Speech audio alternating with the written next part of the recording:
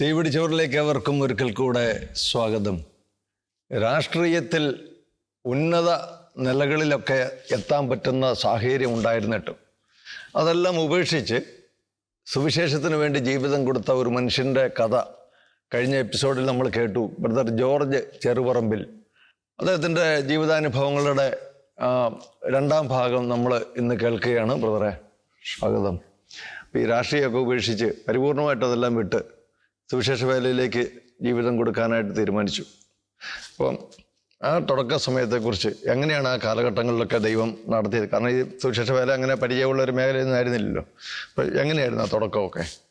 1991 പനക്കലച്ചൻ എന്നെ ഞാൻ അവിടെ ചെന്ന് കണ്ടപ്പോൾ അദ്ദേഹം പറഞ്ഞു കൗൺസിലിങ്ങിന് ഇരിക്കാനായിട്ട് പറഞ്ഞു. അല്ല, ഡിവൈൻ ധ്യാനം. ഇപ്പം ധാരാളം ആളുകൾ, ആയിരക്കണക്കിന് ആളുകൾ ധ്യാനിക്കുന്ന ആ ഒരു കാലഘട്ടമായിരുന്നല്ലോ അന്ന്. ആദ്യം കൗൺസിലിങ്ങിന് ഒക്കെ അവിടെ ഇരുന്നു. അതിനുശേഷം പിന്നീട് വചനപ്രഘോഷണ മേഖലയിൽ അവിടെ ഈ ഡിവൈനിലെ ധാരാളം ടീമുകളുണ്ടായിരുന്നല്ലോ. ധാരാളം ധ്യാന ടീമുകളുണ്ട്. അതുകൂടുതൽ ഞാനും പങ്കാളിയായി. അച്ഛൻ നിയോഗിച്ചവന് പല സ്ഥലങ്ങളിൽ അച്ഛൻ വിടും, അവിടെ നിന്ന് പറഞ്ഞയച്ചും. അപ്പം അങ്ങനെ പോയി വചനപ്രഘോഷണ മേഖലയിൽ ധ്യാനങ്ങൾ, 5 ദിവസ ധ്യാനങ്ങൾ, ഇടവക ധ്യാനങ്ങളൊക്കെ നടത്താനായിട്ട് കേരളത്തിൻ്റെ വിവിധ ഭാഗങ്ങളിൽ ഒക്കെ പോകാൻ ഇട വന്നു. കാലഘട്ടം മാറുന്നതനുസരിച്ച്, നടന്നു നീങ്ങുന്നതനുസരിച്ച് നമ്മൾ ശുശ്രൂഷയിൽ തന്നെ പിന്മാറാൻ വന്നു. ആദ്യ കാലഘട്ടങ്ങളിൽ ഈ 91 പറഞ്ഞു കഴിഞ്ഞാൽ നമ്മൾ അന്ന് 91 വിവാഹിതനല്ല. ഞാൻ 94 മെയ് 1 വിവാഹിതനായത്.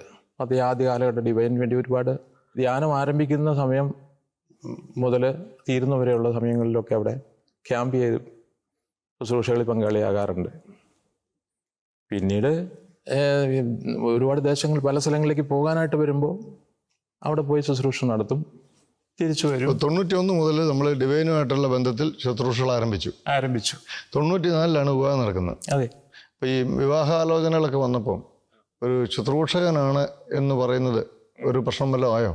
എന്നെ സംബന്ധിച്ചൊന്നും ആയില്ല കേട്ടോ. കർത്താവ് കരുതി വച്ചിരുന്ന ഒരാളെ തന്നെയാണ് എനിക്ക് വിവാഹം കഴിക്കാൻ പറ്റിയത്. അത് ഇന്നും ഇപ്പോഴും ഞാൻ അതിനെപ്പറ്റി പറഞ്ഞു കഴിഞ്ഞാൽ നമ്മൾ വിവാഹത്തിന് ശേഷം തന്നെ എവിടെയൊക്കെ ശുശ്രൂഷയ്ക്ക് പോകുന്നുണ്ടോ അവിടെയൊക്കെ ഞങ്ങൾ പ്രാർത്ഥിച്ചിട്ടാണ് പോരുന്നത്. കല്യാണം ആലോചിച്ച പെൺകുട്ടിക്കും വീട്ടുകാർക്കും പ്രശ്നമില്ലായിരുന്നു. ശുശ്രൂഷകനാണ് എന്നുള്ള കാര്യത്തിൽ പ്രശ്നം അവർക്ക് ഏറെ സന്തോഷം ഉണ്ടായിരുന്നുള്ളൂ. എന്നെ രാഷ്ട്രീയക്കാരനാണെങ്കിൽ 10 കാശുണ്ടാക്കാനുള്ള മാർഗങ്ങളൊക്കെ ഉണ്ട്. ഇതാകുമ്പോൾ അതിനുള്ള സാധ്യതകളൊക്കെ വളരെ കുറവായിരിക്കും. അപ്പം അതുകൊണ്ട് തന്നെ ഒരു പെണ്ണെ തരാനായിട്ട്, ഒരു ശുശ്രൂഷകന് കൊടുക്കാനായിട്ട് വീട്ടുകാരത്ര, ഞാനിപ്പോൾ കരുതുന്നു ദൈവം കരുതി വെച്ചിരുന്നതായിരുന്നു എന്നല്ലാതെ എനിക്കൊന്നും പറയാനില്ല. നമ്മുടെ കൈ വന്നു കേട്ടതാ. ദൈവം കരുതി വെച്ചിരുന്നു എന്നുള്ളത് ബ്രദർ പറഞ്ഞ കാര്യത്തിൽ ചിലപ്പോഴൊക്കെ അങ്ങനെയൊക്കെ സംഭവിക്കാം. പക്ഷെ എന്നെ സംബന്ധിച്ച് അങ്ങനെ ആയിരുന്നില്ല. ശുശ്രൂഷകനായിരുന്നുകൊണ്ട് അവർക്ക് വേറെ വിഷമങ്ങളൊന്നും ഉണ്ടായിരുന്നില്ല. പിന്നെ അങ്ങനെയാണ് എൻ്റെ ശുശ്രൂഷ മുന്നോട്ട് പോയത്. നമ്മൾ എവിടെയെങ്കിലുമൊക്കെ പോകാനായിട്ടൊക്കെ തുടങ്ങുവാണെങ്കിൽ നല്ല സപ്പോർട്ടുണ്ട്. നീ പ്രാർത്ഥിക്കും, നന്നായിട്ട് മധ്യസ്ഥം പ്രാർത്ഥിക്കും. അപ്പോൾ ആ സമയത്ത് എൻ്റെ അമ്മയും കൂടി ഉണ്ടായിരുന്നു. എൻ്റെ അമ്മയും അപ്പനും ഒക്കെ എൻ്റെ കൂടെയാണ് ആയിരുന്നു. ഞാൻ നേരത്തെ ഒന്ന് സൂചിപ്പിച്ച കഴിഞ്ഞ എപ്പിസോഡിൽ പറഞ്ഞതാണ്, അമ്മ നല്ലൊരു മാതൃഭക്തിയാണ്. ജപമാല എപ്പോഴും കൈ നോക്കില്ല, ഇങ്ങനെ ഇരിക്കും. ഭക്ഷണം കഴിക്കുന്ന സമയത്തും ഇങ്ങനെ കൈ വയ്ക്കും. ഏതെങ്കിലുമൊക്കെ വിഷമം ഉണ്ടെങ്കിൽ, ഏതെങ്കിലുമൊക്കെ കുടുംബത്തിൽ ഏതെങ്കിലും വിഷമോ ഞാൻ എന്തെങ്കിലുമൊക്കെ പറയുമോ, ഇത് കഴിഞ്ഞാൽ അമ്മ ജപമാല എലിക്കും മോനെ എന്ന് പറഞ്ഞു പഠിപ്പിക്കും. അതിലുപരിയായിട്ട് എൻ്റെ അമ്മ ലോകമടച്ച് മധ്യസ്ഥ പ്രാർത്ഥന നടത്തും. 86-ാമത്തെ വയസ്സിൽ എൻ്റെ അമ്മ മരിക്കുന്നത്. വലിയ അസുഖങ്ങളൊന്നും അങ്ങനെ ഉണ്ടായിരുന്നില്ല. പെട്ടെന്ന് മരിക്കുകയത്. കൂതാശകളൊക്കെ സ്വീകരിച്ച് നല്ല ചൈതന്യത്തിലൂടെയാണ് മരിച്ചത്. അപ്പോൾ അമ്മ മരിക്കുന്നതിന് തൊട്ട് മുമ്പ് വരെ അമ്മ എല്ലാവർക്കും വേണ്ടി, അച്ഛന്മാർക്ക് വേണ്ടി, സിസ്റ്റേഴ്സിന് വേണ്ടി, പ്രത്യേകിച്ച് നമ്മൾ ഈ അൽമാരായ ശുശ്രൂഷകർ വചനപ്രഘോഷത്തിന് പോകുന്നുണ്ടല്ലോ, അമ്മയ്ക്കൊരു വലിയൊരു, സത്യം പറഞ്ഞു കഴിഞ്ഞാൽ തീ പിടിച്ചവർ എന്ന് പറഞ്ഞാൽ ഈ ശുശ്രൂഷയിൽ ഞാൻ പറയാണ്ടിരുന്നത് അത് നമുക്ക് നഷ്ടമായി പോകും. അതുകൊണ്ട് ഞാനിത് പറയുന്നത്. കാരണം ശരിക്കും തീ പിടിച്ചത് എൻ്റെ അമ്മയ്ക്കായിരുന്നു. ഈ മധ്യസ്ഥ പ്രാർത്ഥന എപ്പോഴും ഇങ്ങനെ ചെല്ലും. നമ്മൾ പോകുമ്പോൾ അവിടെ ഇരുന്ന് എന്നോട് ചോദിക്കും, 86 വയസ്സുള്ള അമ്മ എന്നോട് ചോദിക്കും, ഏത് സമയത്താണ് നീ സ്റ്റേജിൽ കയറണേന്ന്. ഞാൻ ഇത്രയും കാലം നടന്നിട്ട് ഒരമ്മയും അല്ലെങ്കിൽ ഒരു ആളുകളും ഇങ്ങോട്ട് ചോദിച്ചിട്ടില്ല ഏത് സമയത്താണ് വചനം പറഞ്ഞു. അപ്പോൾ അത്രയും ആത്മീയ ഉൾക്കാഴ്ച അമ്മയ്ക്ക് കിട്ടിയിട്ടുണ്ടായിരുന്നു. ആ അമ്മ ചോദിക്കും. മറ്റൊന്നുമല്ല, വേറെ കാര്യമല്ല, ആരെങ്കിലുമൊക്കെ ഒരു വയസ്സായി അമ്മയെന്ന് കാണാൻ ഓർത്ത് വന്നു കഴിഞ്ഞാലും വന്ന് കണ്ട് അവരങ്ങോട്ട് പുറത്തേക്ക് ഇറങ്ങി കഴിയുമ്പോൾ ഈ നേഴ്സിങ്ങിനും മറ്റൊക്കെ പഠിക്കാനൊക്കെ പോകുമ്പോൾ പ്രായമുള്ളവരുടെ അടുത്തൊക്കെ വരുമല്ലോ. പുറത്തേക്ക് ഇറങ്ങുന്ന സമയത്ത് അമ്മയും വാതിക്ക് പോയി നോക്കി നിൽക്കും. അപ്പം ഞാൻ ഇടയ്ക്കൊക്കെ എന്നെ കാണുമ്പോൾ ഞാൻ ചോദിക്കും, ഇതെൻ്റെ അമ്മ കിടക്കണേന് പകരം ഇവിടെ വന്ന് നോക്കിക്കണേന്ന് ചോദിച്ചു കഴിഞ്ഞാൽ ഉടനെ തന്നെ പറയും, എടാ മോനെ അവർക്ക് വലിയ അപകടം പറ്റാണ്ടിരിക്കാൻ വേണ്ടി ഒരു എത്രയും തെള്ള മാതാവെന്ന് ചെല്ലുക. മാതാവിനോട് ഭയങ്കര ഭക്തിയുള്ള ഒരാളായിരുന്നു എൻ്റെ അമ്മ. അതിൻ്റെ ഒരു പൈതൃകം പറഞ്ഞു കിട്ടിയിട്ടുണ്ട്. ആ പൈതൃകം എന്ന് പറഞ്ഞ വാക്ക് പറഞ്ഞപ്പോൾ ഞാനൊരു കാര്യം മനസ്സിൽ ഓർത്തു വരിക. എൻ്റെ അമ്മ, ഞാൻ എൻ്റെ ജീവിതത്തിൽ ഒരിക്കലും അമ്മ ശനിയാഴ്ച മാംസം കഴിച്ചിട്ട് കണ്ടിട്ടില്ല. അതിനെക്കുറിച്ച് ഞാൻ ഇടയ്ക്ക് ചോദിക്കാറുണ്ട്, എന്നെ അമ്മ കഴിക്കില്ലാത്തതെന്ന് ചോദിക്കുമ്പോൾ അമ്മ പറയും, അത് മാതാവിൻ്റെ സ്തുതിക്കായിട്ട് ഞാൻ ഏറ്റെടുക്കണമെന്ന് പറയും. അപ്പം ഞാൻ എൻ്റെ മനസ്സിലൊരു പ്രേരണ കിട്ടി, എൻ്റെ ഭാര്യയ്ക്കും. എന്നാൽ ഞാനും അമ്മയെ മരിക്കണേന് 2 വർഷങ്ങൾക്ക് മുമ്പാണ് പറഞ്ഞു, ഞാനും കഴിക്കുന്നില്ല, ഞാനത് ഏറ്റെടുത്തോളാം. അങ്ങനെ ഞാനും എൻ്റെ ഭാര്യയും ശനിയാഴ്ച മാംസം കഴിക്കുന്നില്ല. ഇതൊന്നും ഒരു പൊതു തത്വമൊന്നും അല്ലല്ലോ, നിങ്ങൾ വ്യക്തിപരമായിട്ടുള്ള എൻ്റെ പേഴ്സണലായിട്ട് ഒരു അനുഭവം പറഞ്ഞെന്ന് മാത്രമേ ഉള്ളൂ. മാതൃഭക്തിയുടെ ഒരു ഭാഗം പറഞ്ഞെന്ന് മാത്രമേ ഉള്ളൂ. അത് എനിക്ക് അതൊന്നും ആത്മീയതയായിട്ട് ബന്ധമുള്ള കാര്യങ്ങളൊന്നും അല്ല. നിങ്ങളുടെ വ്യക്തിപരമായ ഒരു പേഴ്സണലായിട്ടൊരു കാര്യമാണ് ഞാനും പറഞ്ഞത്. എത്ര മക്കളുണ്ട്? എൻ്റെ മക്കളും എനിക്ക് 3 പേരാണ് ഉള്ളത്. അവർ നല്ല രീതിയിൽ രാവിലെ നന്നായിട്ട് എഴുന്നേറ്റ് പ്രാർത്ഥിക്കുകയും എല്ലാ കാര്യങ്ങളും നമ്മളൊരു നല്ല ഒരു ചൈതന്യത്തിൽ ജീവിക്കുന്ന മക്കളാണ്. ഈ രാഷ്ട്രീയത്തിലായിരുന്നെങ്കിൽ നമുക്ക് കുറച്ചുകൂടെ നേട്ടങ്ങളൊക്കെ ഉണ്ടാക്കാൻ പറ്റുകയായിരുന്നു എന്ന് ചിന്തിക്കാൻ ഇടയായിട്ടുണ്ടോ എപ്പോഴെങ്കിലുമൊക്കെ? അതാണ് നമ്മുടെ ഈ ഇതിൽ ഒരു പ്രധാനപ്പെട്ട പോയിന്റ്. അതിൻ്റെ ആ വേർതിരിപ്പാണ് ഈശോ എന്നെ എപ്പോഴും കാണിച്ചു തരുന്നത്. രാഷ്ട്രീയത്തിലായിരുന്നെങ്കിൽ നമുക്ക് ഇന്നിപ്പോൾ എൻ്റെ അടുത്ത് ഞാൻ പറഞ്ഞല്ലോ, ആയിരക്കണക്കിന് ആളുകൾ ഷെയറിങ്ങിന് വന്നിട്ടുണ്ട്, ആയിരക്കണക്കിന്. ഇതിനകത്തുള്ള ആളുകൾ എന്ന് പറഞ്ഞു കഴിഞ്ഞാൽ അത് രാഷ്ട്രീയക്കാർ, വൈദികർ വന്നിട്ടുണ്ട്, രാഷ്ട്രീയക്കാർ വന്നിട്ടുണ്ട്, യുവാക്കൾ വന്നിട്ടുണ്ട്. പലരോടും നമ്മളിന്ന് ആ ശുശ്രൂഷ നടത്തിയപ്പോൾ നമുക്കൊരു ആനന്ദമുണ്ട്. കാരണം അവരിന്ന് ജീവിച്ചിരിക്കുന്നു, പലർക്കും മരിക്കാനായിട്ട് കത്തിക്കുന്നു, പലരൊക്കെ ഉടുപ്പൂരി ഈ പല വൈദികരും ഒക്കെ ആ ഒരു ക്രിട്ടിക്കൽ മോമെൻറ്റിലൊക്കെ ഇരിക്കുന്ന സന്ദർഭത്തിൽ വിഷമങ്ങളൊക്കെ സഹിച്ചിരിക്കുന്ന ആ സമയത്താണ് നമ്മൾ കണ്ടുമുട്ടുന്നത്. അപ്പോൾ നമുക്ക് ആത്മാവിൽ അത് കണ്ടെത്തി അതിൻ്റെ ശ്രേഷ്ഠതയെക്കുറിച്ച് പറയാൻ ഈശോ കൃപ തന്നിട്ടുണ്ട്. അത് പറഞ്ഞു കഴിയുമ്പോൾ അവരുടെ ഹൃദയം ജ്വലിക്കുന്നതും അതിൽ നിന്ന് മാറും. ഒരു രാഷ്ട്രീയക്കാരനത് ചെയ്യാൻ പറ്റുമോ എന്ന് ഞാൻ പലപ്പോഴും ചിന്തിക്കുന്നു. അപ്പോൾ എനിക്കൊരു ആനന്ദമായിട്ട് തോന്നിയിട്ടുണ്ട്. ക്ലാസ് എടുക്കുമ്പോൾ, സ്റ്റേജിൽ കയറുമ്പോൾ ഇത് തന്നെ അനുഭവമുണ്ട്. എഴുതുമ്പോൾ, വചനം എഴുതുമ്പോൾ എന്നോടൊരാൾ പറഞ്ഞത് ഞാനിപ്പോഴും എൻ്റെ മനസ്സിൽ ഓർത്തിരിക്കുക. വർഷങ്ങൾക്ക് മുമ്പാണ് ഞാൻ ഡിവൈൻ വോയിസിൽ എഴുതിയ ഒരു ലേഖനത്തിൽ ഒരു വചനം കൂട്ടിയത് എഴുതിയിരിക്കുന്നത്. അതിൽ സംഭവമുണ്ട്. അതിനകത്ത് എഴുതിയതാണ് വെളിപാട് 3:8 വചനമാണ്. ആർക്കും ഒരിക്കലും പൂട്ടാൻ കഴിയാത്ത വിധം തുറന്നെടുക്കുന്നൊരു വാതിൽ ഞാൻ സ്ഥാപിച്ചിരിക്കുന്നു. നിൻ്റെ ശക്തി പരിമിതമാണ്, എങ്കിലും നീ എൻ്റെ വചനം കാത്തു. ഈ വചനം അവിടെ ഈ ഒരു മനുഷ്യൻ വായിച്ചപ്പെടുന്ന ഒരു പാട്ടുകാരനാണ് അദ്ദേഹം, ഡിവൈനിലുള്ള ഒരാളാണ്. അദ്ദേഹം വായിച്ചു കഴിഞ്ഞപ്പോൾ അദ്ദേഹം എന്നോട് സാക്ഷ്യം പറഞ്ഞു. വായിച്ചു തീർന്ന് ഈ പുസ്തകം, ഈ മാസിക വായിച്ചു തീർന്നപ്പോൾ അദ്ദേഹം അവിടെ താഴെ മുട്ടൂക്കി എന്ന് പറഞ്ഞു. ഭയങ്കരമായി ഹൃദയസ്പർശിയായും അദ്ദേഹത്തിന് അനുഭവപ്പെട്ടു എന്ന് പറഞ്ഞു.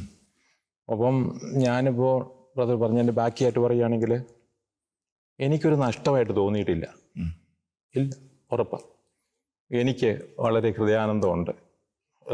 ഒരുപാട് ആളുകൾക്ക് വേണ്ടിയിട്ട് നല്ല രീതിയിൽ ദൈവം തന്ന ആ കൃപകൾ ഉപയോഗിച്ചുകൊണ്ട്, വരദാനങ്ങൾ ഉപയോഗിച്ചുകൊണ്ട്, കൃപകൾ ഉപയോഗിച്ചുകൊണ്ട് ശുശ്രൂഷ ചെയ്യാനായിട്ട് പറ്റുന്നുണ്ട്. വിഷമിക്കുന്നവർ, പ്രത്യേകിച്ച് ദുഃഖിച്ചിരിക്കുന്നവർ, അവരോടൊക്കെ ഒരു വാക്ക് പറയുമ്പോൾ ദൈവം എന്തൊരു അമാനുഷ്യമായൊരു കാര്യം നൽകിയിട്ടുണ്ട്. അത് മറ്റാർക്കും കൊടുക്കാത്ത രീതിയിൽ എനിക്ക് കിട്ടിയിട്ടുണ്ടെന്ന് ഞാൻ വിശ്വസിക്കുന്ന ആളാണ്. ഈ ശുശ്രൂഷയിലേക്കൊക്കെ ഇറങ്ങുമ്പോൾ സ്വാഭാവികമായിട്ട് എല്ലാവരുടെയും ജീവിതത്തിൽ കുറേ സ്ട്രഗിൾ ഉണ്ടാകാറുണ്ട്. അപ്പോൾ അങ്ങനെയൊക്കെയുള്ള അനുഭവങ്ങളൊക്കെ വന്നപ്പോൾ എങ്ങനെയാണ് അതിനോടൊക്കെ പ്രതികരിച്ചത്? സ്ട്രഗിളിങ് ഇതിന് പറഞ്ഞിരിക്കുന്നതാണല്ലോ ഈശോ. ശുശ്രൂഷിക്കുമ്പോൾ ഇത് പറഞ്ഞിരിക്കുന്ന. പക്ഷെ നമുക്ക് അറിഞ്ഞിരിക്കേണ്ട ഒരു കാര്യം, ഒരു വേർതിരിവ് നമുക്കുണ്ടാവണം. അതായത് കർത്താവ് നമ്മെ രക്ഷിക്കുമെന്നൊരു പ്രത്യാശ വിട്ടുപോകരുത്. ദൈവം നമ്മുടെ കൂടെ ഈശോ കൂടെ ഉണ്ടെന്നുള്ളൊരു. ഞാൻ ഈ കഴിഞ്ഞ വർഷം അടുത്ത ഉള്ളൊരു സംഭവം, ഈ അടുത്ത കാലത്ത് കഴിഞ്ഞ ഒന്നര വർഷം മുമ്പാണ് എനിക്കൊരു പനി വന്നു. ആ പനി 45 ദിവസം വരെ പനിച്ചു. വെയിറ്റ് 8 കിലോ കുറഞ്ഞു. ഭക്ഷണം കഴിക്കാൻ പാടില്ല. ഞാൻ തളർന്ന് ഇങ്ങനെ ഇരിക്കുക. ഏതാണ്ട് മരണത്തോടടുത്ത എന്ന് പറയാൻ പറ്റും നമുക്ക്. കാരണം ഡോക്ടർമാർ പരിശോധിച്ചിട്ട് പല സ്ഥലങ്ങളിൽ പരിശോധിച്ചിട്ടും ഈ രോഗം എന്താണെന്ന് കണ്ടെത്തിയിട്ടില്ല. പല ആശുപത്രിയും, കേരളത്തിലെ വിവിധ ആശുപത്രികളിൽ പോയി, രാജഗിരി പോയി, മെഡിക്കൽ കോളേജിൽ പോയി, കോലഞ്ചേരി മെഡിക്കൽ കോളേജിൽ പോയി, ഇതൊക്കെ പോയി. അപ്പം അങ്ങനെയൊക്കെ ഇരുന്ന സമയത്തും ഞാൻ ഈ പെറ്റ് സ്കാൻ എന്ന് പറഞ്ഞ ഒരു ടെസ്റ്റ് ഉണ്ട്. പെറ്റ് സ്കാനായിട്ട് ഇങ്ങനെ വലിയൊരു മെഷീനുള്ളിലൊക്കെ കയറ്റിവിടുന്നു. ഇപ്പോൾ ഒരു അരമണിക്കൂർ സമയം എടുക്കുന്ന കാര്യമാണ്. അപ്പോൾ അത് വളരെ അവർ പറഞ്ഞിരുന്നു. പക്ഷേ ഏതെല്ലാം ടെസ്റ്റുകൾ നടത്തുന്നുണ്ട്, ഒരുപാട് ടെസ്റ്റുകൾ ബാൻമാരെ നടത്തിയിട്ടുണ്ട്. എനിക്ക് അത് വന്നപ്പോൾ ഇതൊക്കെ നടത്തുമ്പോഴും എൻ്റെ വേദന നിറഞ്ഞ അനുഭവങ്ങളിൽ എനിക്ക് എപ്പോഴും കർത്താവ് വചനം തരും. ഞാനത് ചൊല്ലിക്കൊണ്ടിരിക്കുന്നു. 121 സങ്കീർത്തനം ഞാൻ എപ്പോഴും എൻ്റെ മനസ്സിൽ, ചില സമയത്ത് വേറെ വചനമായിരിക്കും. പർവ്വതങ്ങളിലേക്ക് ഞാൻ നോക്കും, എനിക്ക് സഹായം എവിടെയെന്ന് വരും, എനിക്ക് സ്വയം കർത്താവിൽ നിന്ന് വരുന്നു. അങ്ങനെ ചൊല്ലി ആ സങ്കീർത്തനം അങ്ങനെ ചൊല്ലിക്കൊണ്ട് എൻ്റെ മനസ്സിൽ ചൊല്ലിക്കൊണ്ടിരിക്കുന്നു. കഴിയുമ്പോഴത്തേക്കും ഈ ഇങ്ങനെ വചനത്തിലൂടെ നമ്മൾ പ്രാർത്ഥിച്ചുകൊണ്ടിരിക്കുന്ന സമയത്ത് വചനം ഒരു പവറാണല്ലോ. അപ്പം എനിക്ക് അത് അനുഭവമായിട്ട് വരും. ഒരു പ്രശ്നം ഉണ്ടായിട്ടില്ല. അങ്ങനെയാണ് ഞാൻ ഈ ശുശ്രൂഷകൾ മിക്കവാറും, ഒരു പ്രത്യാശ എപ്പോഴും എൻ്റെ ഒന്നും പിരിച്ചു പോയിട്ടില്ല. കോവിഡ് വരെയുള്ളൊരു കാലഘട്ടത്തിൽ ഡിവൈനിലായിരുന്നല്ലോ. അതെ. അതിന് ശേഷം എങ്ങനെയാണ് ശുശ്രൂഷകളൊക്കെ ഇപ്പോൾ എവിടേക്കാണ്? 2018 വരെ ഞാൻ ഡിവൈനിലായിരുന്നു. അത് കഴിഞ്ഞ ശേഷം പിന്നെ കോവിഡ് വന്നു. കോവിഡിൻ്റെ ഇടയ്ക്കൊക്കെ 2018 ഞാൻ ഒരു കാര്യം തീരുമാനമെടുത്തു. കാരണം എന്ന് വെച്ചാൽ പിന്നെ ഡിവൈനിൽ കുറച്ച് ദൂരമൊക്കെ ഉണ്ടല്ലോ. അപ്പം ഇത്രയും വർഷങ്ങളൊക്കെ നമ്മൾ ശുശ്രൂഷ ചെയ്തു. അപ്പം അത് കാരണം പിന്നെ പനക്കലച്ചനെ ആ സമയത്ത് അവൻ അവിടെ ഇല്ലായിരുന്നു. അദ്ദേഹം ഗ്രേറ്റ് ബ്രിട്ടനിലൊക്കെ ആയിരുന്നു. അപ്പം അങ്ങനെയുള്ള ആ സാഹചര്യങ്ങളൊക്കെ അങ്ങനെ ആയിരുന്നുകൊണ്ട് പെട്ടെന്ന് അന്നേരം എന്നെ കർത്താവ് ഒരു തോമസ് തലക്കുളം എന്ന് പറഞ്ഞൊരു അച്ഛൻ, നമ്മുടെ കപ്പൂച്ചൻ അച്ഛനാണ്. അച്ഛൻ മൂവാറ്റൂർ ആശ്രമത്തിലുണ്ടായിരുന്നു. അദ്ദേഹത്തിന് നമ്മുടെ ഫലങ്ങാന അസിസിയുടെ ഡയറക്റ്റായിട്ട് നിയോഗിച്ചു. അപ്പം അച്ഛനുമായിട്ട് ബന്ധപ്പെട്ട അച്ഛനെ എന്നെ അറിയാമായിരുന്നു. അച്ഛനുമായിട്ട് ബന്ധപ്പെട്ട് എന്നാൽ അടുത്താണല്ലോ, പാലായ അടുത്തല്ലേ. അപ്പം ആ ടീമിലേക്ക് ഒന്ന് പോകാമെന്ന് വിചാരിച്ചു. അച്ഛനെ സ്വീകരിച്ചു. അവിടെയായിരുന്നു ശുശ്രൂഷ. ഇപ്പോഴും അങ്ങനെ തന്നെ പോകുന്നുണ്ട്, അവിടെ നിൽക്കുന്നുണ്ട്, ഇടയ്ക്ക് പോകുന്നുണ്ട്, ശുശ്രൂഷ പങ്കാളിയാവുന്നത്. പിന്നെ കൂടാതെ കേരളത്തിലെ വിവിധ സ്ഥലങ്ങളിൽ നിന്നൊക്കെ, ധ്യാനകേന്ദ്രങ്ങളിൽ നിന്നൊക്കെ, ജെറുസലേം ധ്യാനമന്ദിരത്തെ വിളിക്കാറുണ്ട്, കാകുൽത്ത ധ്യാനമന്ദിരത്തിലേക്ക് വിളിക്കാറുണ്ട്, പിന്നെ അങ്ങനെ ഇടവകയിലേക്ക് വിളിക്കാറുണ്ട്. വിളി കിട്ടുന്ന അനുസരിച്ച് ഞങ്ങൾ പോയിക്കൊണ്ടിരിക്കുക. ഇപ്പം കേരള കോൺഗ്രസിൽ നിന്നൊരു ക്ഷണം വരികയാണ്. നിങ്ങൾക്കൊരു സംസ്ഥാന കമ്മിറ്റി പദവി തരാം, അല്ലെങ്കിൽ ഒരു ജനപ്രതിനിധിയാക്കി ഒരു മത്സരിക്കാനൊരു അവസരം തരാം. ഓ, അതിലും കൂടിയ ഒരു നിലപാട് പറഞ്ഞാലും, ഇപ്പോൾ ഒരു ജനപ്രതിനിധിയുടെ കാര്യമാണ് ബ്രദർ പറഞ്ഞത്. എന്നെ സംബന്ധിച്ച് അതിലും കൂടിയ ഒരു സ്ഥാനം പറഞ്ഞാലും ഞാൻ ആലോചിക്കുക പോലുമില്ല. കാരണം എൻ്റെ ബോധ്യം, എനിക്കെൻ്റെ ദൈവം തന്നിരിക്കുന്ന ഒരു ബോധ്യമുണ്ട്. ഈ ബോധ്യത്തിൽ നിന്ന് ഞാൻ മാറില്ല. കാരണം നമ്മുടെ ജീവിത അനുഭവം. എൻ്റെ ഈ ഏതാണ്ട് ഒരു 30-35 വർഷത്തോളം ആകുമെന്ന് എനിക്ക് തോന്നുന്നു, റഫായിട്ട് കൂട്ടിയാൽ. ആ അനുഭവത്തിലൊരു ഫീഡ്ബാക്ക് കിടപ്പുണ്ട്, ഒരു ആത്മീയ ജീവിതത്തിൻ്റെ ഫീഡ്ബാക്ക് ഉണ്ട്. അത് പച്ചയായ അനുഭവമാണ്. ഒരു കാരണവശാലും അത് മാറ്റിക്കുറിക്കില്ല. അത് പരിശുദ്ധാത്മാവ് നിരന്തരം നയിച്ചതിൻ്റെ പച്ചയായ അനുഭവമാണ്. ഞാൻ ശ്രദ്ധിച്ചിട്ടുള്ളൊരു കാര്യം പറയാം. ചിലരൊക്കെ ഇങ്ങനെ ആവേശം മൂത്ത് ധ്യാനമൊക്കെ കൂടി ചിലർ ജോലി ഉപേക്ഷിക്കുന്നവരുണ്ട്, ഇതുപോലെ രാഷ്ട്രീയം ഉപേക്ഷിച്ചവരുണ്ട്, ചില വലിയ ബിസിനസ്സുകളൊക്കെ വേണ്ടെന്ന് വെച്ചവരുണ്ട്. അങ്ങനെയൊക്കെ ഇറങ്ങിയവർ ആദ്യത്തെ ആ ഒരു കുറേ കാലഘട്ടമൊക്കെ കഴിഞ്ഞ് കഴിയുമ്പോൾ പിന്നീട് വളരെ വിഷമിക്കുന്ന പലരെയും ഞാൻ കണ്ടിട്ടുണ്ട്. അപ്പം അവരോടൊക്കെ, അങ്ങനെയുള്ളവരോട് എന്താ പറയുക? അങ്ങനെയുള്ളവരോട് പറയാനുണ്ട്, ദൈവത്തിൻ്റെ വിളിയും തെരഞ്ഞെടുപ്പ് അനുസരിച്ചാണ് നമ്മൾ അത് ഉറപ്പിക്കണം. നമ്മൾ അതൊക്കെ ഒരു ഉറപ്പാണെന്നുള്ള ധാരണയിലാണ്. ധാരണ പോരാ, നമുക്കൊരു വിവേചനം വേണം. നമുക്ക് നിന്ന് കേൾക്കണം, അല്ലെങ്കിൽ കേൾക്കാൻ കഴിവുള്ളവർ, വിശ്വസ്തരായ ആളുകളിൽ നിന്ന് സന്ദേശം സ്വീകരിക്കണം. അതായത് ദൈവത്തിൻ്റെ വിളിയും തെരഞ്ഞെടുപ്പും അനുസരിച്ച് പോകണമെന്ന് പറഞ്ഞാൽ, ദൈവഹിതം, എന്നെക്കുറിച്ചുള്ള ദൈവഹിതം എന്താണ്, അത് ഞാൻ അന്വേഷിച്ച് കണ്ടെത്തേണ്ടതാണ്, വേറെ ആളല്ല. ബ്രദറെ, ഞാൻ ശ്രദ്ധിച്ചിട്ടുള്ള കാര്യം പറയാം. 10-30 വർഷം മുമ്പൊക്കെ ഈ ധ്യാനമൊക്കെ കൂടി ശുശ്രൂഷ രംഗത്തേക്കൊക്കെ വന്നു. അങ്ങനെയുള്ള ചിലർ ഇന്ന് നിത്യവൃത്തിക്ക് പോലും കഷ്ടപ്പെടുന്ന വളരെ പരിതാപകരമായ അവസ്ഥകൾ കണ്ടിട്ടുണ്ട്. അപ്പം എനിക്ക് വാസ്തവത്തിൽ ഭയങ്കര സങ്കടം തോന്നാറുണ്ട്. ഇവരെയൊക്കെ ശരിക്കും ദൈവം വിളിച്ചതാണെങ്കിൽ ശുശ്രൂഷയ്ക്ക് ഇങ്ങനെ വഴിയിലിട്ടു പോവോ? ഒരിക്കലുമില്ല. പിന്നെ എന്തുകൊണ്ട് ഇങ്ങനെ സംഭവിക്കുന്നത്? അതിനകത്ത് അവർ കുറച്ച് ഒന്ന് വിവേചിക്കേണ്ടതായിട്ടുണ്ട്, പ്രാർത്ഥിക്കേണ്ടതായിട്ടുണ്ട്, എവിടെയാണ് നമുക്ക് പറ്റിയത്, പ്രശ്നങ്ങൾ എവിടെയാണ് എന്നുള്ള കാര്യത്തെക്കുറിച്ച് കണ്ടെത്തേണ്ടതായിട്ടുണ്ടെന്നാണ് എനിക്ക് പറയാം. അവർ കണ്ടെത്തണം, അവർ കണ്ടെത്തുകയും പ്രാർത്ഥിക്കുകയും എവിടെയാണ് പാളിച്ച പറ്റിയതെന്ന് കണ്ടെത്തണം. കർത്താവ് ഒരിക്കലും കൈ പിടിച്ചവൻ കൈവിടില്ല, ഇത് ഗ്യാരണ്ടിയാണ്. നിങ്ങളെ വിളിച്ചവൻ വിശ്വസ്തനാണ്, അവിടുന്ന് അതിനനുസരിച്ച് പ്രവർത്തിക്കുകയും ചെയ്യും. ഞാൻ പറഞ്ഞല്ലോ, ഇത്രയും വർഷത്തെ ഫീഡ്ബാക്കിൽ പറഞ്ഞാൽ അല്ല, നമുക്കറിയാം നമ്മുടെ കർത്താവിന്റെ ഭാഗത്ത് ഒരു അണുവിടയ്ക്ക് ഒരു അവിശ്വസ്തത ഉണ്ടാവില്ല. പക്ഷെ എന്തുകൊണ്ട് ഈ വിളി കേട്ടിട്ടൊക്കെ ഇറങ്ങിയവരുടെ അവസ്ഥ ഇങ്ങനെ? വചനം എനിക്ക് പറയാനുള്ളൂ ഇതിനകത്ത്. സങ്കീർത്തനം 7:10, നിഷ്കളങ്ക ഹൃദയമുള്ളവരെ രക്ഷിക്കുന്ന ദൈവമാണ് എൻ്റെ പരിച. അത് ആ വചനം ഒന്ന് വ്യാഖ്യാനിച്ചാൽ മതി, നമുക്കതിൻ്റെ ഉത്തരം കിട്ടും. നിഷ്കളങ്ക ഹൃദയമുള്ളവർ, ഹൃദയ നിഷ്കളങ്കതയുള്ളവരെ രക്ഷിക്കുന്ന ദൈവമാണ് എൻ്റെ പരിച. കർത്താവ് നമുക്ക് പരിചയമായിരിക്കും എവിടെയും. ബാക്കി കാര്യങ്ങൾ നമുക്ക് പരിശോധിക്കേണ്ടിയിരിക്കും. ബ്രദറിൻ്റെ ഇത്രയും കാലത്തെ ഈ ശുശ്രൂഷ ജീവിതത്തിൽ ദൈവം അത്ഭുതകരമായി ഇടപെട്ട, അത് ഡയറക്റ്റ് കർത്താവിനല്ലാതെ വേറെ ആർക്കും ഇത് ചെയ്യാൻ പറ്റില്ല, അങ്ങനെ ദൈവം ഇടപെട്ട അനുഭവങ്ങൾ എന്തെങ്കിലും ഉണ്ടായിട്ടുണ്ടോ? അനുഭവങ്ങൾ പലതും ഉണ്ട്. പക്ഷെ ഞാൻ പ്രത്യേകമായിട്ട് ഓർത്തിരിക്കുന്ന ഒരു കാര്യം, ഇപ്പം മനസ്സിൽ ഓർത്തു വരുന്ന ഒരു കാര്യം പങ്കുവയ്ക്കാൻ ആഗ്രഹിക്കുക. തിരുവനന്തപുരത്തിനടുത്ത് പേരുക്കട എന്ന് പറഞ്ഞ പള്ളിയിൽ സെൻറ്റ് ജൂഡ് പള്ളി ഏതാനും വർഷങ്ങൾക്ക് മുമ്പ് ഒരു ഏകദിന ധ്യാനമാണ്. ഒരു 150 പേര് മാത്രമേ ഉണ്ടായിരുന്നുള്ളൂ. ഒരു 1.5 മണിക്കൂർ പ്രസംഗവും 1 മണിക്കൂർ ആരാധനയും. അങ്ങനെ ഈ ആരാധനയിലേക്ക് പ്രവേശിച്ചു. ആ സമയത്ത് അവിടെ വന്നിരുന്ന ഒരു സഹോദരി, അത് ആ സഹോദരിയുടെ പേര് അന്നമ്മ എന്നാണ്. ഞാൻ പേര് പറയുന്നതിന് കാരണം എന്താണെന്ന് വെച്ചാൽ എനിക്ക് എഴുതി തന്നിട്ടുള്ളത് വചനോത്സവ മാസികയിൽ പ്രസിദ്ധപ്പെടുത്താനായിട്ട്. അപ്പം ഒരു വീഴ്ചയിൽ കൈയുടെ പൊട്ടൽ സംഭവിച്ച് അസ്ഥി അകന്നു പോയിരുന്നു.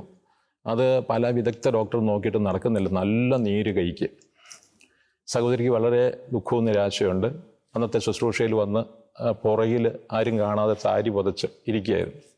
എൻ്റെ ശുശ്രൂഷ ഇങ്ങനെ ആരാധന നടന്നുകൊണ്ടിരിക്കുന്ന സമയത്ത് ആരാധനയുടെ മധ്യഭാഗമായപ്പോൾ ഈശോ ഒരു സന്ദേശം തന്നു എനിക്ക്, ഒരു ബോധ്യം, ആത്മീയ ബോധ്യം എനിക്ക് തന്നു മനസ്സിൽ. ഞാൻ പേഴ്സണലായിട്ട് രാവിലെ 4 മണിക്ക് എഴുന്നേറ്റ് പ്രാർത്ഥിക്കുമ്പോൾ ഈശോയുടെ പീഡാസഹനത്തെ അനുസ്മരിച്ച് പ്രാർത്ഥിക്കുന്ന ഒരു പ്രത്യേക പ്രാർത്ഥനയുണ്ട്. വർഷങ്ങളായിട്ട് പ്രാർത്ഥിച്ചുകൊണ്ടിരുന്നതാണ്. മറ്റൊന്നുമല്ല, ക്രമവും ചിട്ടയായിട്ടൊന്നും അല്ല അത് പ്രാർത്ഥിക്കുന്നത്. ഈശോയുടെ പീഡാസഹനം വരുമെന്ന് മാത്രമേ ഉള്ളൂ. അതിന് ഉൾക്കാഴ്ചയുണ്ട്, വചനമുണ്ട് അതിൻ്റെ കൂട്ടത്തിൽ. നമ്മുടെ ഈ വ്യാസക്കര എത്തിക്കുമ്പോൾ ഉൾക്കാഴ്ചയുണ്ട് ഓരോ കാര്യങ്ങൾ പറയുമ്പോൾ. അപ്പോൾ ഞാൻ പേഴ്സണലായിട്ട് എല്ലിക്കൊണ്ടിരുന്ന പറഞ്ഞു, കർത്താവ് പെട്ടെന്ന് പറഞ്ഞ് അതിവിടെ ഉപയോഗിക്കണമെന്ന് പറഞ്ഞു. ഞാനത് ഉപയോഗിച്ചു, പ്രാർത്ഥിച്ചു. ശുശ്രൂഷ കഴിഞ്ഞു, എല്ലാവരും പിരിഞ്ഞു പോയി. രാത്രിയായതുകൊണ്ട് ഒരു വൈകുന്നേരം 7 മണി സമയമായി. എനിക്ക് നാട്ടിലേക്ക് പോകണം. ഞാൻ വേഗം നോക്കുമ്പോഴേക്ക് കുറച്ച് പേര് പള്ളിയിൽ നിന്ന് പിരിഞ്ഞു പോയിട്ടില്ല. അപ്പോൾ ഞാൻ ഓടി ചെന്ന് കഴിഞ്ഞപ്പോൾ ഈ സഹോദരി അവിടെ നിൽപ്പുണ്ട്, ഈ അന്നമ്മ എന്ന് പറഞ്ഞ സഹോദരി പറഞ്ഞു, ബ്രദർ ആരാധന നടത്തിയത് പ്രാർത്ഥിച്ചുകൊണ്ടിരിക്കുന്ന സമയത്ത് തീപ്പൊള്ളൽ പോലെ ഒരു അനുഭവം എൻ്റെ ശരീരത്തിലൂടെ കടന്നുപോയി. ഇപ്പം എൻ്റെ കൈ നോക്ക്, നീര് പറ്റിപ്പോയി. തല ചൊറിയാൻ പോലും കൈ പൊക്കാൻ പാടാത്ത ആളായിരുന്നു ഞാൻ. ഇപ്പോൾ നോക്ക്, അവിടെ ഓൺ ദ സ്പോട്ടിൽ അത് അത്ഭുത സൗഖ്യമുണ്ടായി. അപ്പോൾ സഹോദരി അത് എഴുതി തരുകയും ചെയ്തു. അന്നത്തെ കാലത്ത് വചനോത്സവത്തിൽ പുസ്തകപ്പെടുത്തിയ ഒരു കാര്യമാണ്. അങ്ങനെ രോഗശാന്തി ഉണ്ടായിട്ടുണ്ട്. പിന്നെ അതുപോലെ തന്നെ പല ആളുകളും വിഷമത്തോടുകൂടി പ്രാർത്ഥിക്കാനായിട്ട് വഴിമുട്ടി പ്രാർത്ഥിക്കാൻ വരുമ്പോൾ അവർക്ക് വഴികൾ പറഞ്ഞു കൊടുത്തു കഴിയുമ്പോൾ അവർക്ക് ദൈവാനുഭവവും മാനസാന്തരവും പോകേണ്ട റൂട്ടുകളും ഒക്കെ കിട്ടിയിട്ടുണ്ട്. അതിൻ്റെ കുടുംബത്തിലേക്ക് വീണ്ടും വന്നാൽ മക്കൾ എത്ര പേരുണ്ട്?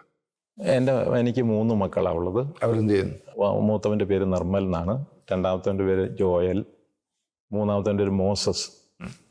അതിൽ 2 പേരുടെ പഠിത്തം കഴിഞ്ഞു. മൂന്നാമത്തവനെ ഇപ്പോൾ കഴിഞ്ഞേ ഉള്ളൂ, UK പഠിച്ചുകൊണ്ടിരിക്കുന്നു, പഠിത്തം കഴിഞ്ഞു.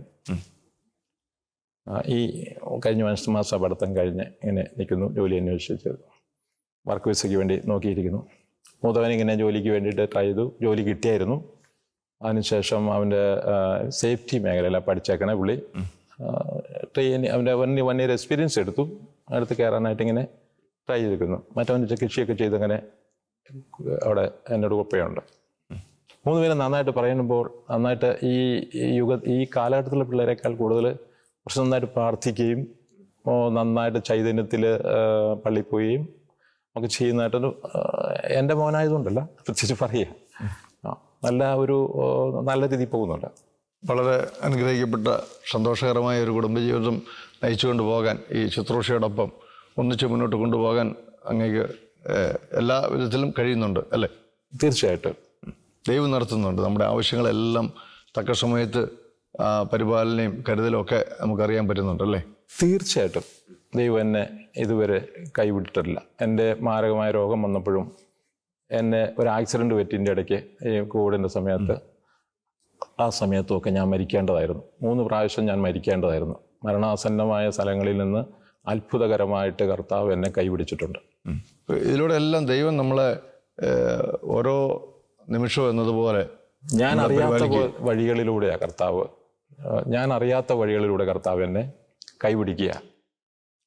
ഭാര്യയും ഒക്കെ ഈ ശുശ്രൂഷയുടെ പരിപൂർണ സപ്പോർട്ടാണല്ലേ? തീർച്ചയായിട്ടും എപ്പോഴും അതിനുവേണ്ടി മധ്യസ്ഥം പ്രാർത്ഥിച്ച് കുടുംബകാര്യങ്ങൾ നോക്കുകയും മധ്യസ്ഥം പ്രാർത്ഥിക്കുകയും ഒക്കെ ചെയ്യുന്ന രീതിയിലാണ് മുന്നോട്ട് പോകുന്നത്.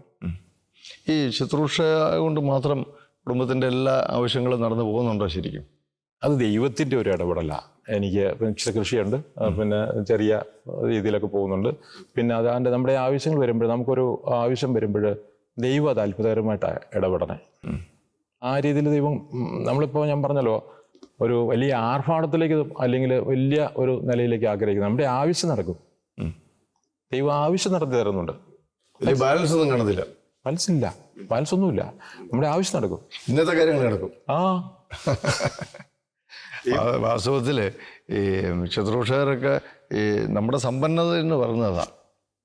ഈശോ പറഞ്ഞത് തന്നെ, നാളത്തേക്ക് കരുതിയൊന്നും വെക്കണ്ട, പക്ഷെ ഇന്നത്തെ കാര്യങ്ങൾ നല്ല ഭംഗിയായിട്ട് നടത്തിയിരിക്കും. അത് ഗ്യാരണ്ടി, അത് കർത്താവിൻ്റെ ഗ്യാരണ്ടി. തീർച്ചയായിട്ടും കർത്താവിൻ്റെ ഗ്യാരണ്ടി. നമുക്ക് ഈ എപ്പിസോഡ് വൈൻഡപ്പ് ചെയ്യാനുള്ള സമയമായി. ബ്രദറിൻ്റെ ഈ ജീവിതാനുഭവങ്ങളൊക്കെ നമ്മുടെ പ്രേക്ഷകരുമായിട്ട് പങ്കുവെച്ചതിന് ഒത്തിരി നന്ദി. പ്രേക്ഷകർക്കുള്ള ഒരു ഉറപ്പ് ബ്രദറിലൂടെ കർത്താവ് തരുന്ന ഇതാണ്: നമ്മുടെ ജീവിതത്തിന് കർത്താവ് ഗ്യാരണ്ടിയാണ്. വേറെ ആരുടെയും ഗ്യാരണ്ടി നമുക്ക് ഉറപ്പല്ല. പക്ഷെ കർത്താവ് നമുക്കൊരു ഉറപ്പ് തരികയാണ്: ഞാൻ നിന്നെ സഹായിക്കും, ഞാൻ നിൻ്റെ കൂടെയുണ്ട്, ഞാനാണ് നിൻ്റെ പരിചയം, ഞാൻ നിന്നെ ഒരു വിധത്തിലും അവഗണിക്കുകയോ ഉപേക്ഷിക്കുകയോ ചെയ്യത്തില്ലെന്ന് എബ്രായർ 13:5 കർത്താവ് നമുക്ക് ഉറപ്പ് തന്നിരിക്കുക. അതുകൊണ്ട് പ്രേക്ഷകർ ഈ ഒരു കർത്താവിൻ്റെ ഉറപ്പിൽ ബലപ്പെടുക, നമ്മൾ മുന്നോട്ട് പോവുക. അടുത്ത ആഴ്ചയിൽ ഇതുപോലെ തീപിടിച്ച മറ്റൊരു വ്യക്തിയുമായിട്ട് നമുക്ക് കണ്ടുമുട്ടാം. അതുവരെ കർത്താവ് തൻ്റെ കൃപയിൽ നമ്മളെല്ലാവരെയും സൂക്ഷിക്കട്ടെ.